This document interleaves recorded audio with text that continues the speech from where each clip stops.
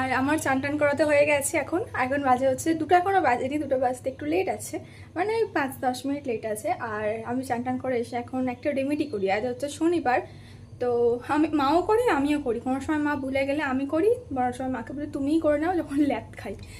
আর এখন রেমেডিটা হচ্ছে যে বাড়ির মধ্যে যদি কোনো নেগেটিভিটি থাকে সেটাকে পজিটিভিটি আসবে আমাদের বাড়ির মধ্যে।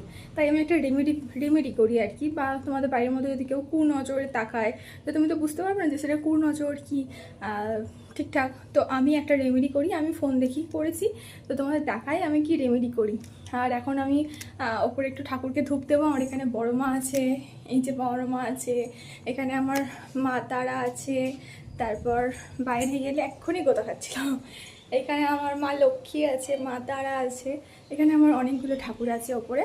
কারণ আমি যেখানে থাকি সেখানেই আমি ঠাকুর রাখি, কারণ আমার ঠাকুরকে আমি খুব শ্রদ্ধা করি আর কি, মন থেকে। তো এখন আমি ধূপ দেবো, তাই ভাবলাম ব্লগটা শুরু করি আর তোমাদের দেখাই আমি কি রেমেডি করি। তো আমি এখন ওপরে ধূপটা দিয়ে নিই, তারপর নিচে গিয়ে রেমেডিটা করছি। তো এই ভিডিওটা আমি এখানে শেষ করছি। আমি নিচে গিয়ে তোমাদের দেখাচ্ছি আমি কি রেমেডিটা করাই, মানে পরের ভিডিওতে আর কি তোমাদের দেখাচ্ছি। এই ভিডিওটা এখানে শেষ করলাম।